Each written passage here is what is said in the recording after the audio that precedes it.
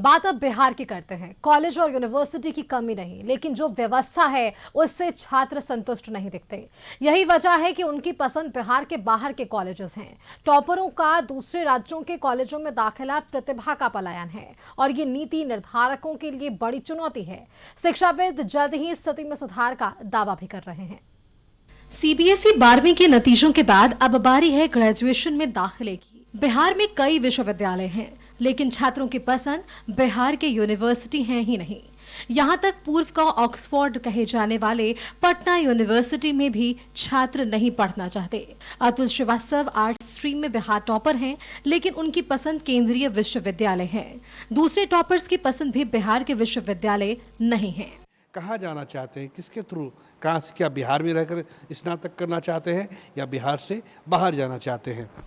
मैंने पहले ही CUET का फॉर्म फिल कर दिया है और मेरा एग्ज़ाम 20 और 21 मई को है। चाहे वो मतलब कि दिल्ली का हो या हैदराबाद का हो, कर्नाटक बेंगलुरु का हो, या फिर अपना जो चाणक्य नेशनल लॉ यूनिवर्सिटी है पटना में, सुना है नाम इसका? तो क्या करना चाहेंगे, कैसे करना चाहेंगे उसको? ड्रीम कॉलेज तो मेरा नालसार है, हैदराबाद का, क्योंकि वो बहुत अच्छा कॉलेज है एंड ऑफ कोर्स सेकंड आता है पूरे कंट्री में, तो वही है एम मेरा। मुझे IFS में जाना है, IFS में जाना है, क्या बात है? इंटरनेशनल फॉरेन सर्विस में। स्टीफेंस अभी मैं कॉलेज टारगेट कर रही हूँ, टॉप 1 पे मिरांडा स्टीफेंस। सवाल यह है कि छात्र बिहार में क्यों नहीं पढ़ना चाहते, जबकि बिहार सरकार का शिक्षा बजट 65,000 करोड़ रुपए का है। इसके बावजूद स्थिति नहीं सुधर रही। केंद्र सरकार हर साल शैक्षणिक संस्थानों की रिपोर्ट जारी करती है और इसका नाम है नेशनल इंस्टीट्यूशनल रैंकिंग फ्रेमवर्क यानी NIRF। बिहार का कोई परंपरागत विश्वविद्यालय या कॉलेज टॉप 50 में नहीं है। चाणक्य लॉ यूनिवर्सिटी को NIRF में 17वां स्थान मिला है, लेकिन ये केंद्र सरकार की संस्था है। कई विश्वविद्यालय तो NIRF के लिए रजिस्ट्रेशन ही नहीं कराते। शिक्षाविद भी मानते हैं कि बिहार में उच्च शिक्षा की हालत खस्ता है, लेकिन बेहतरी की उम्मीद भी जता रहे हैं। पटना विश्वविद्यालय भी, जब हम लोग काशी हिंदू विश्वविद्यालय में पढ़ते थे, 74 का वो आंदोलन चल रहा था, उस समय भी हम हिंदी विभाग में थे। हिंदी विभाग राष्ट्रीय स्तर की संस्था मानी जाती थी वहाँ, परंतु वहाँ भी पटना विश्वविद्यालय की बड़ी प्रतिष्ठा थी। इलाहाबाद सबसे बड़ा केंद्र था, शैक्षणिक केंद्र था, इलाहाबाद केंद्र था। शिक्षा की केंद्रीयता वहीं थी।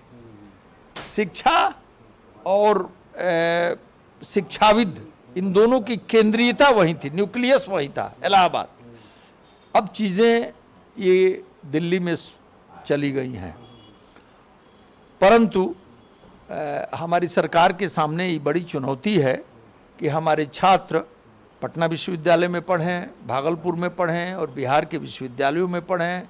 बिहार के विश्वविद्यालयों के स्तर को हम ऐसा करें कि हमारे लड़कों का पलायन न हो।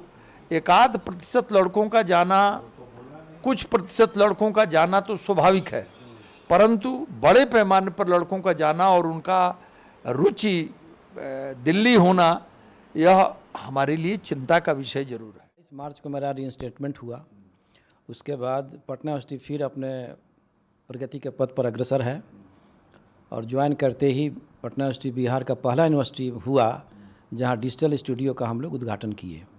और डिजिटल स्टूडियो NAP 2020 के तहत ये बहुत ज़रूरी है। इसलिए ज़रूरी है कोई बच्चा फीस के साथ हिस्ट्री पढ़ना चाह रहा है या हिस्ट्री के साथ कुछ और सब्जेक्ट पढ़ना चाह रहा है, तो हर कॉलेज में हर जगह टीचर नहीं है। तो डिजिटल स्टूडियो के माध्यम से टीचर आते हैं, लेक्चर कैप्चर होता है, YouTube के माध्यम से अपलोड होता है और बच्चे अपना पढ़ाई करते हैं। तो ये बहुत ज़रूरी है। NAP के तहत अब पटना यूनिवर्सिटी पहला है जो ये इनोग्रेट कर दिया। टॉपरों को दूसरे राज्यों के कॉलेजों में दाखिला प्रतिभा का पलायन है और उन्हें रोकना नीति निर्धारकों के लिए बड़ी चुनौती भी है। कहते हैं अतीत के नींव पर भविष्य का निर्माण। ये सुनने में काफ़ी अच्छा लगता है कि बिहार में विक्रमशिला यूनिवर्सिटी भी थी और नालंदा विश्वविद्यालय भी, लेकिन अतीत अतीत होता है, वर्तमान वर्तमान। आपको जानकर यह आश्चर्य नहीं होना चाहिए कि बिहार में हर साल हजारों की संख्या में प्रतिभावान छात्रों का पलायन देश के दूसरे हिस्सों में होता है।